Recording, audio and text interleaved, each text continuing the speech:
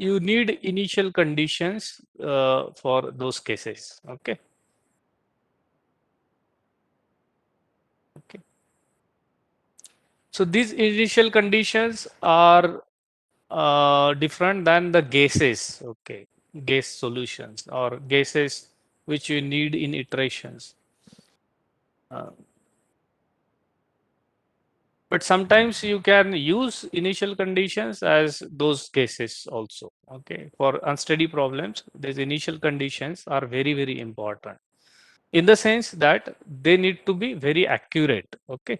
So we'll see two categories. Now, initial conditions, for example, in case of unsteady problems.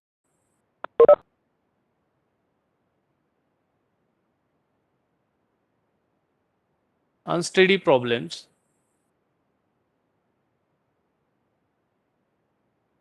Okay. Now, unsteady problems are problems where you have these terms. Okay. So you can see temporal variation or temporal changes in the solution or temporal evolution in the uh, solutions. And these temporal evolutions or temporal changes in velocity, u, v, w need to be predicted in a time manner, in an accurate manner. So you may need at any other time what is the value of the or some other time what is the value of this. So in order to know the accurate values at these other times, you need accurate initial condition. Okay. So for unsteady problems, that is a must criteria. So accurate initial conditions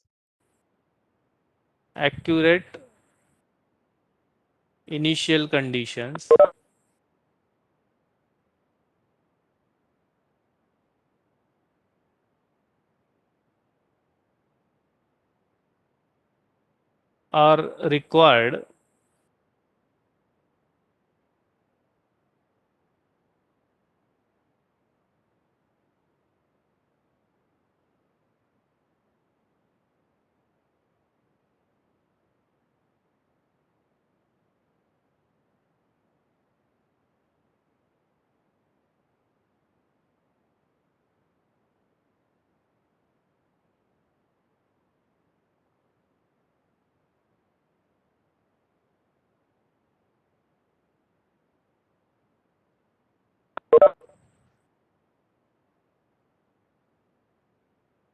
okay.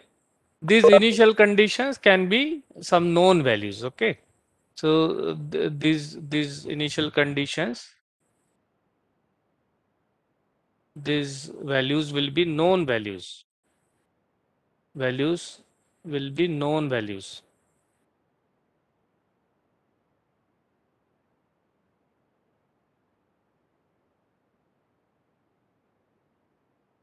Say from experiments, initial condition from experiments, say from experimental data.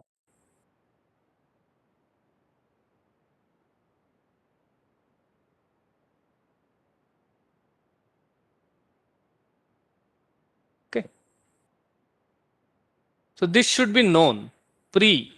Okay. So accurate values need to be given in order to predict the future time values accurately. So say for example, for solving Navier-Stokes equation, NS equations, U is given. U is given. Okay. Then P prime can be obtained. Okay. Initial value of initial condition for P prime. Initial condition for P prime. So initial condition is abbreviated as initial condition, ICs. For P prime can be obtained. What is the equation? obtained from solving Poisson equation. Okay. So you can solve this, P prime and then rho upon delta T and then del dot. This can be solved and you can get the P prime values for initial conditions. So these values are accurate values, U values. So with accurate values, you can get the accurate initial condition for P prime, and then you can solve this equation and also pressure correction equation. In pressure correction equation, it is an iterative process. So in this iterative process, at the first time Pn value should be known, so that P prime n value will be coming from this initial condition. Okay. So this you can calculate. For steady state problems,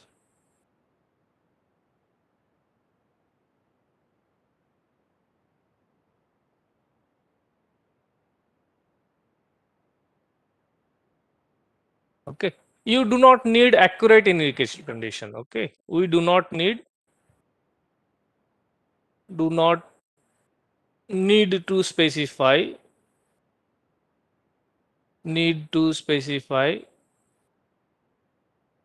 specify accurate initial conditions, because we are not interested in transients. We are not interested in the intermediate values. Okay, intermediate values.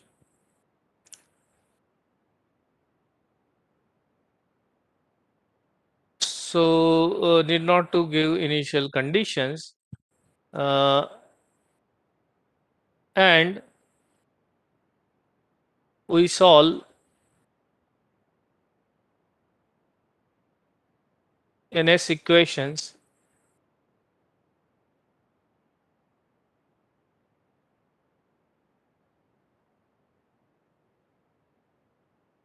and we solve NS equations using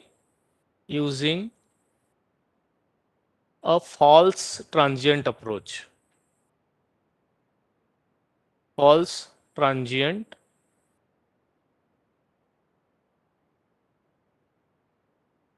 approach.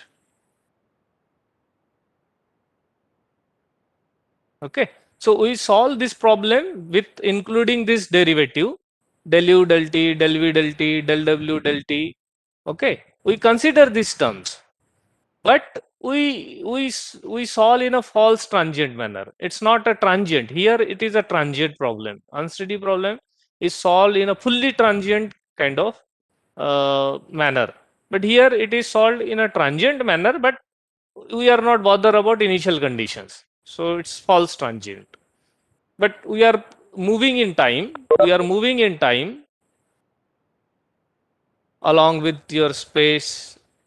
Okay, we are moving in time, but we are not bothered about the accurate initial conditions. So finally, once steady state is reached, we are interested in this steady state. Suppose this is a steady state, then we are interested in this. So once you approach in a false transient manner by solving this equation, by including these terms del u del t del, so del u del t del v del t del w del t, and reach a steady state solution in a transient false transient manner. Okay, so we use this unsteady uh, approach itself. So if you give the accurate values of the initial condition for unsteady problem, you are able to get the intermediate values accurately. If you give wrong values of initial conditions, your answers may not be correct. But in steady state problem, no need to worry. It will take T1, T2, T3, T4, but we are not interested in T1, T2, T3. We are finally interested in, we solve the using false transient measures as we are interested in, as our interest is in, our interest is in steady state solution. Steady state solution.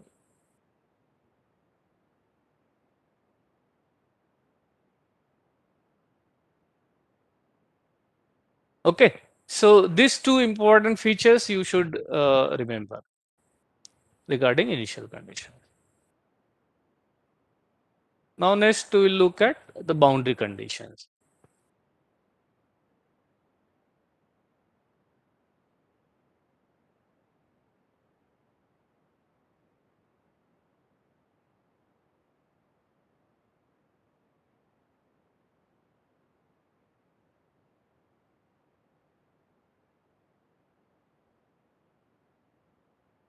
Okay, now these conditions are specified at the boundaries, domain boundaries, computational domain boundaries.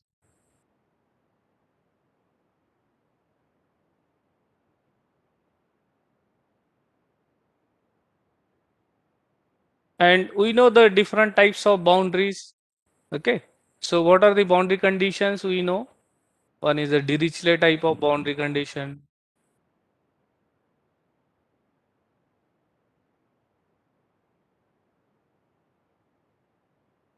Second is Neumann.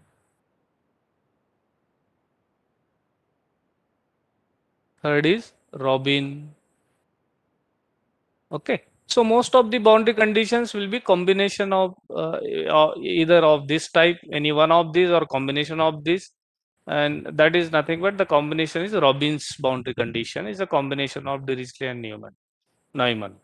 So Dirichlet or Neumann boundary condition or Robin boundary condition will be there. Okay.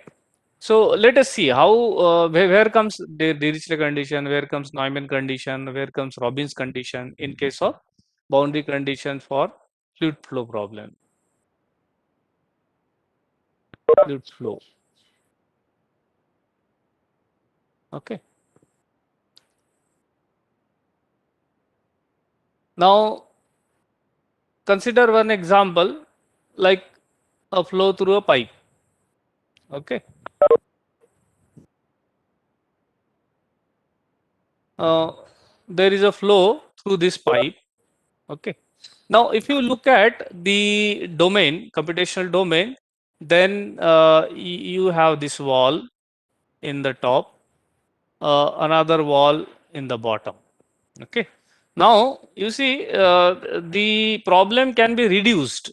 The computational domain can be reduced by looking at the symmetry in the boundary condition. So, if you see wall boundary condition, there is no any other condition. So, there is a symmetry in terms of in this in x axis. So, you see you can draw a symmetry plane.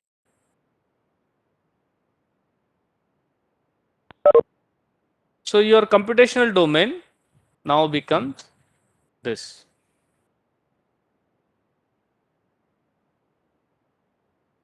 Okay, and I'm just drawing.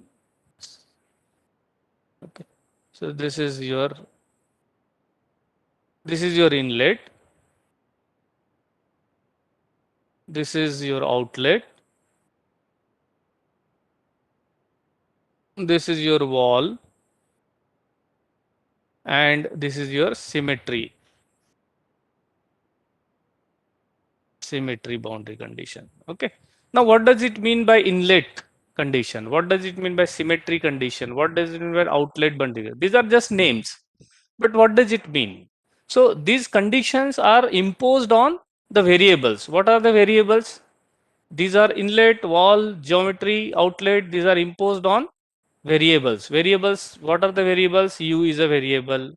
Now this is a 2D problem. So you will have a two components of the velocity, U and V, and then you will have a P prime. Okay. So these are the variables for our problem, Navier-Stokes equation.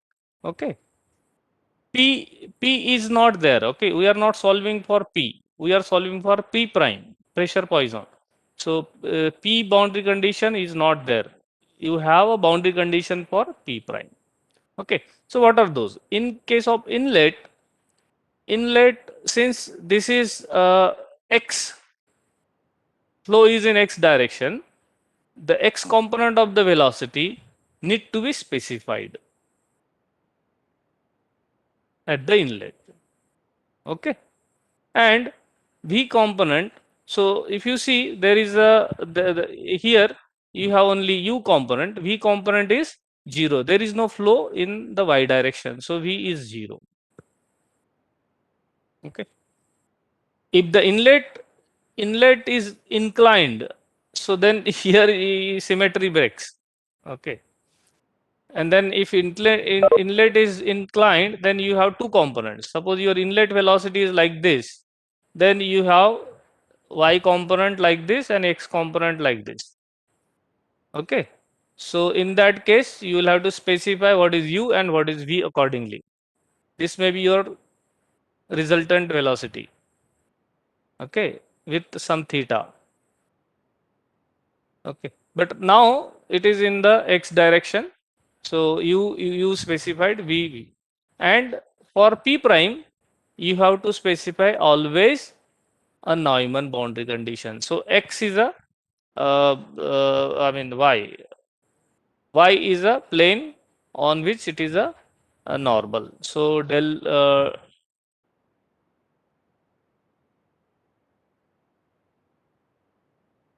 is equals to 0.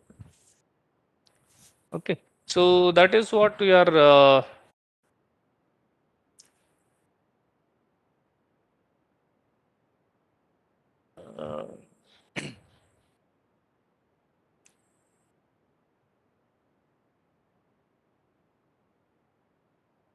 that is what we are doing in this. Okay, so about wall. Okay, now at the wall there is a no slip condition. Okay, no slip. No slip means if it is a stationary wall, wall is not moving. For stationary wall, there is a no slip condition. No slip condition means wall is not moving. So if you see the molecules very close to the wall, they will try to stick to the wall. So their velocities u will be 0. Their v component will also be 0. W is not there because it's not a 3D problem. So u will be 0, v will be 0, and del p prime del y will also be 0.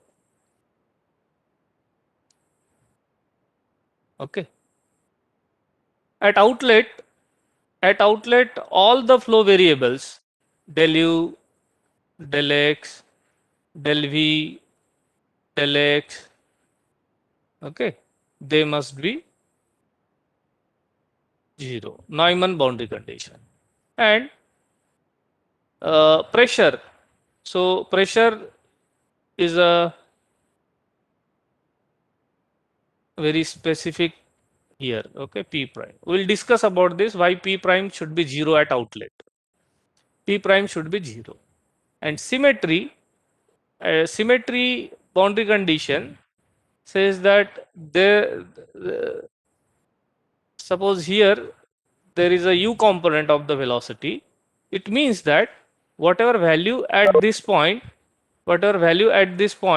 it should be the same value here.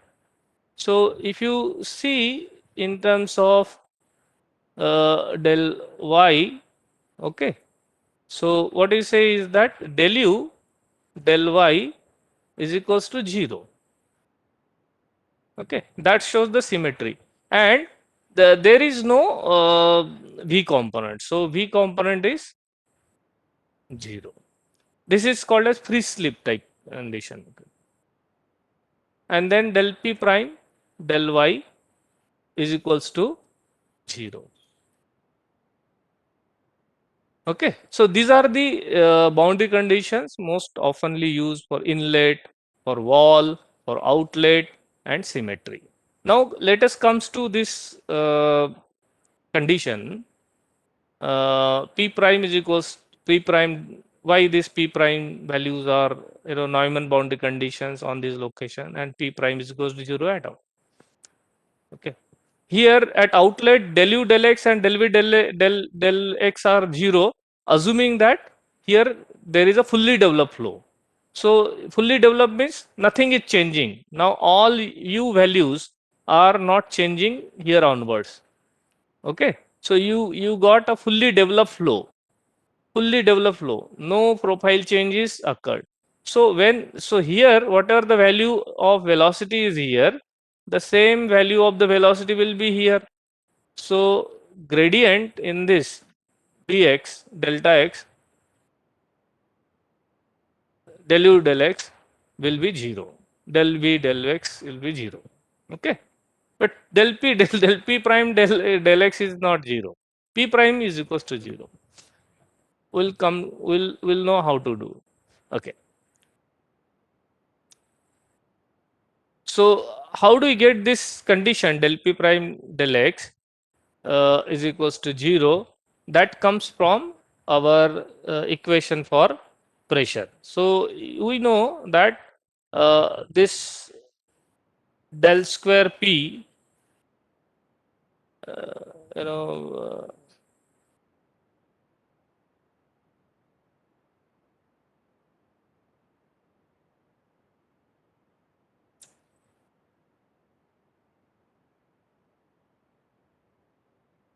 del square p prime del x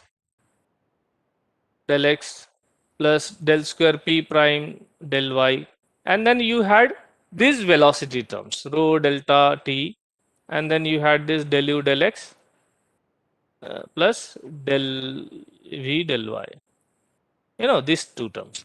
So now you see, wherever velocities are 0, or the u velocities, v velocities are 0, this del p del x can be specified as del p del x or del p del y can be specified as 0. Okay. So you can say del p prime del n is equals to 0.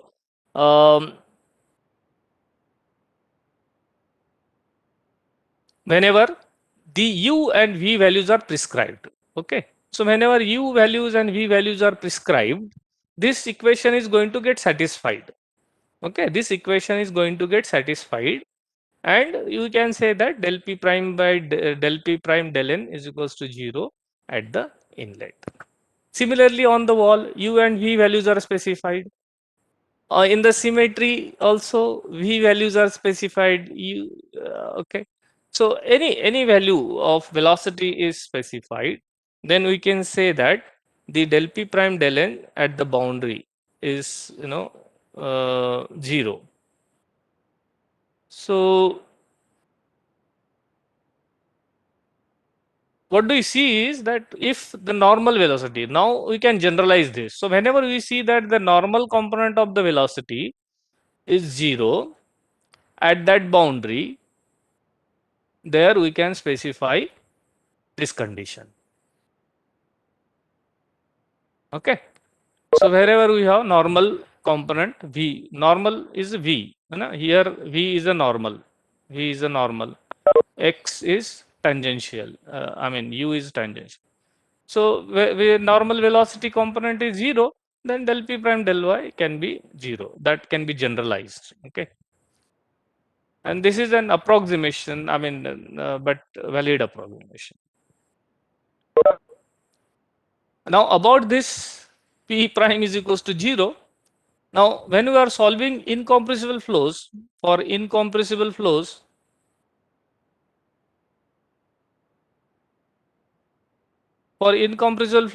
we are important only in gradient of pressure. This is very important. So what does it mean? That we want pressure gradient, suppose at 1 and 2. So P2 minus P1, we are interested in this gradient. Okay. And not there. So P2 can be any. Okay.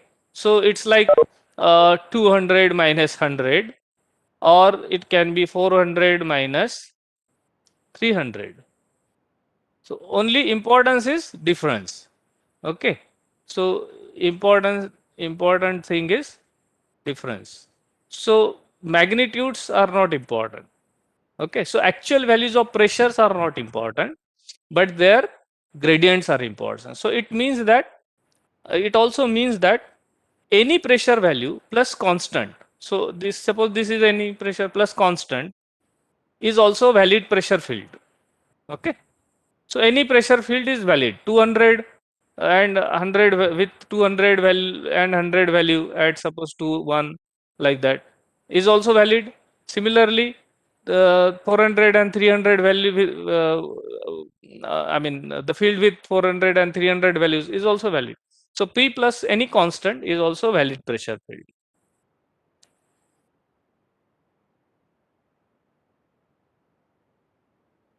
So this constant can be chosen such a way that uh, you can have the values at any point in this plane.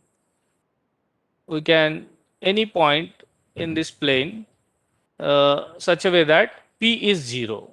Choose We can choose this constant such a way that such that such that this p becomes 0. Okay, this p becomes 0.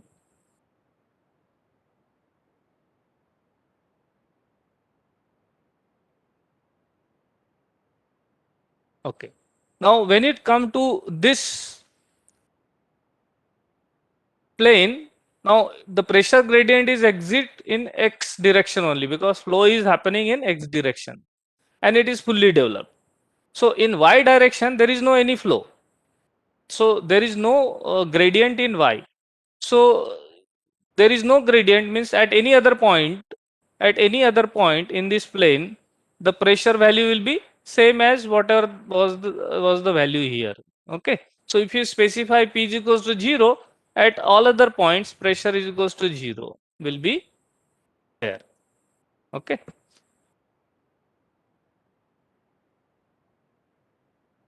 or you can assume 0, or you can have a p atmospheric also, that is also possible. Okay, so these two conditions you can give. So p prime is equals to constant at the exit plane is assumed. So p same can be done for p prime. So p prime at outlet is assumed 0, considering this fact. For incompressible flow, your gradient is important. So any pressure field plus constant is a valid pressure field. Okay, so we choose the constant such a way that p becomes 0 at the one point in the exit plane. So at one point of the exit plane it becomes 0. Okay, so we 0. But in transfer direction, in the y direction, you do not have any gradient. So what are the values is here, everywhere the same value should be there. So that is how at the exit plane or outlet plane we have p prime is equals to 0. Okay, so this is how the boundary conditions are imposed. And boundary conditions are given for all the variables for which we have for the all the variables are asked in the question. Okay, so if it is a 5 variable, if it is this equation, for example, suppose a problem is asked in a exam, for example, or wherever. Now in this domain, okay, now here is the inlet and here is the outlet. Okay, this is wall and wall, this all is wall, this is also wall, this is also wall, and this is also wall. So here this is also wall, this also wall, and this is also wall. This is inlet, and this is outlet, say. Okay, inlet, and this is outlet. Now you have been asked to solve for del phi del t plus 1 del phi del x plus 2 del phi del y is equals to minus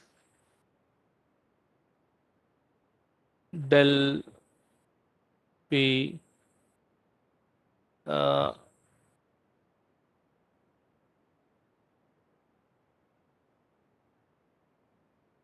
or let us say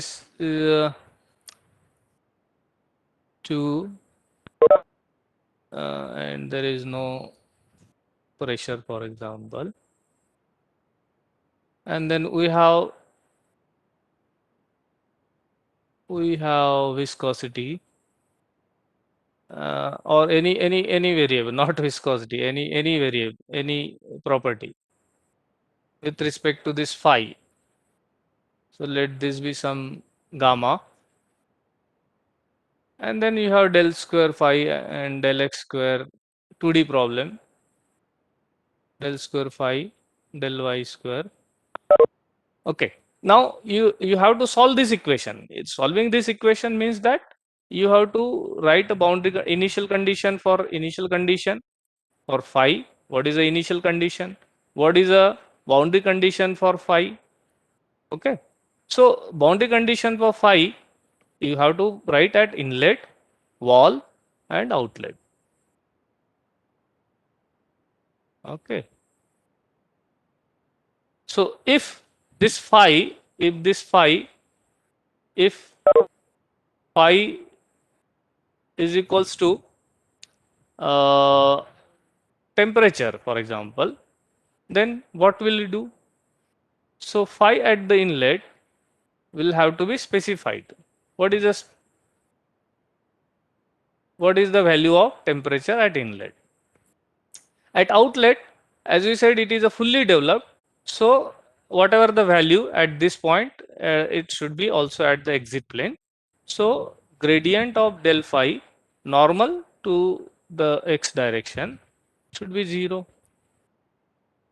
Okay. Similarly, normal del phi del y also should be 0. These two conditions. Okay.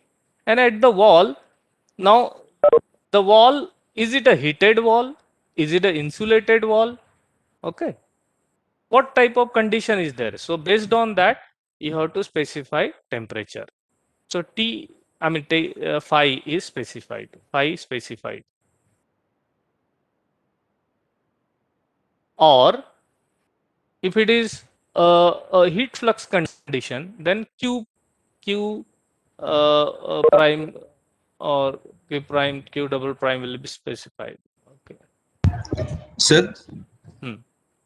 sir, dou phi by dou x equal to 0 is outlet or the Huh? dou phi by dou x equal to 0 is the condition at outlet, sir? Yes, yes. So that is because the variable at this phi is 0. Similarly, in y direction also you consider phi. Sorry. Um, uh, y direction also you can consider. That 0. Okay. Yes, sir.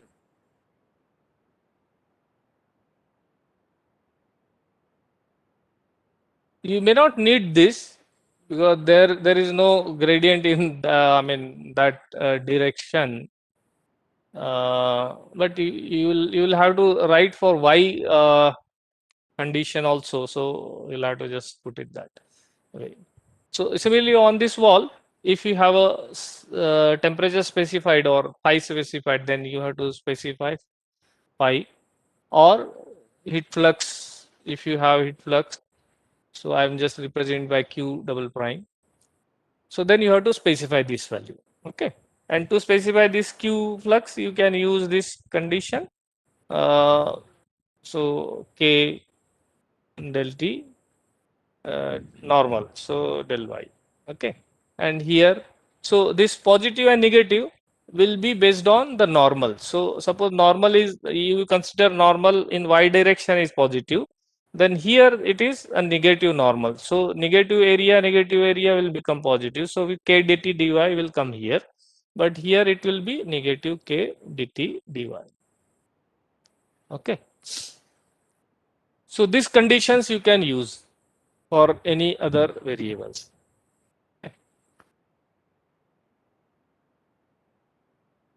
So there is no condition for pressure. Okay, there is no condition for pressure.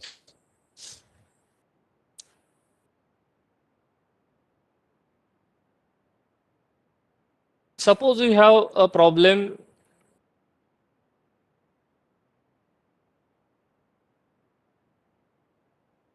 Now here, based on the geometry boundary condition, suppose we have phi specified, then you can convert this domain into smaller domain by using this symmetry plane. Okay, so this is one symmetry.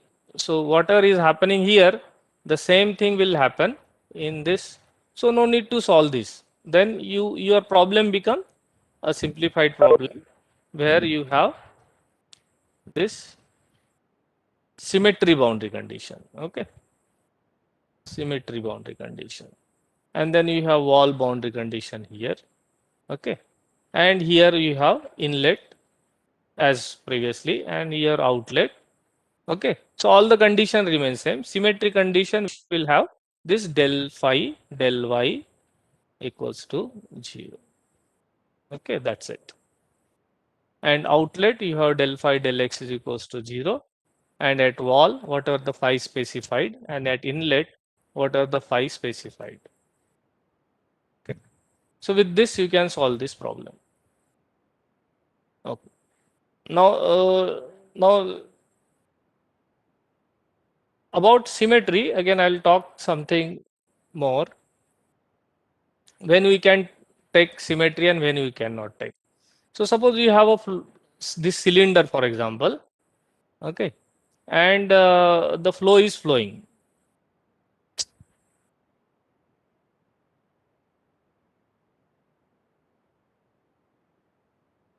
Through this cylinder.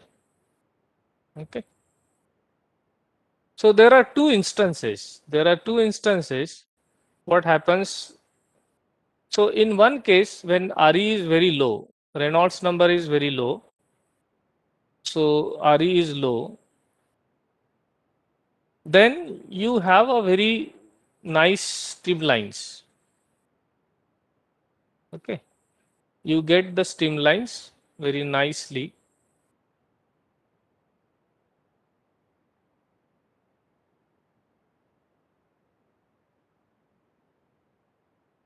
But at RE, large RE, when RE is large, then you see something like a vortex formation. Okay. Now here the behavior is steady. Behavior is steady, laminar. Here still laminar. The flow is still laminar, but you see this unsteadiness. This is an unsteady problem. Now here there is no symmetry. Here there was a symmetry. Now here there was a nice symmetry where everything, whatever happening in upper domain, same thing was happening in lower. But here same is not true because this shading will fluctuate.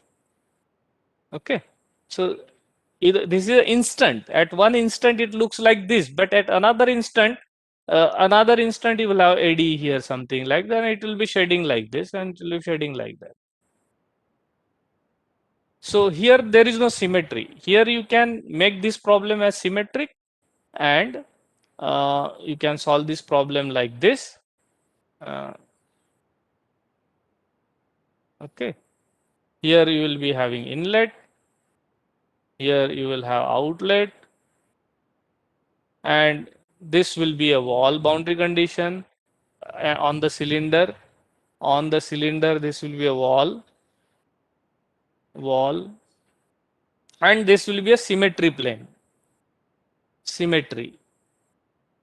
And this is, if it is a wall, then this is wall, or if it is an open domain, then it is an open boundary condition, that is outflow boundary condition or outlet boundary condition, or uh, depends on the case.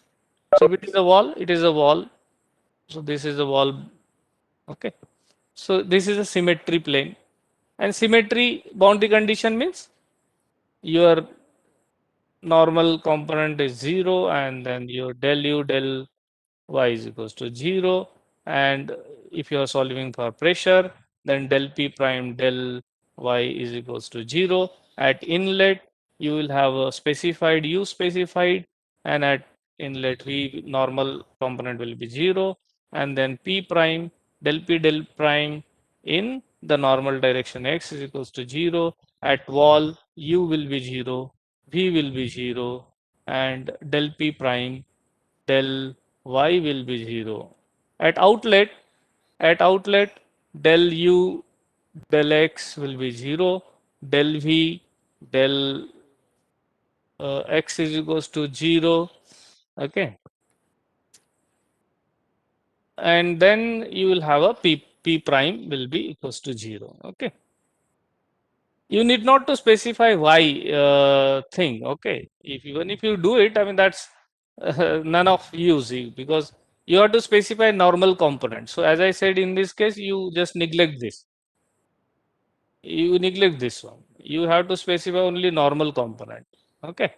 So normal component on that boundary is that. But if the boundary is inclined, then in that case, normal component will be different. So that normal component you will have to specify. Not x is a normal. Here x is a normal. Inclined cases, for inclined boundaries and flow is like this, then your normal will be different. So normal will be somewhere here. Okay. So we'll have to, we are not taking those cases. We are not talking about those complicated cases. We are just simply saying. So don't write that. You might use it, but it will be useless. It is no need. Okay. So this is on symmetry, and how to implement the boundary conditions are different. So you should be in a position to specify what I mean how the boundary conditions are specified at different locations. Okay. So you don't have to write what are Neumann, Dirichlet, or Robbins, but you can identify these are like Dirichlet conditions, isn't it? These are your Dirichlet conditions. This is your Neumann condition. Again, this is your Dirichlet condition. This is Neumann condition. Dirichlet, Neumann, Neumann condition, Dirichlet condition. Okay. Sometimes Robin condition may also come. So as you have seen in case of heat transfer problems, Robin condition was also included. Okay. So this is about the boundary condition. Okay. So do you have time? Okay, so we'll stop here, and in next class I will show you how to implement the boundary conditions and initial conditions. So I'll stop the class here.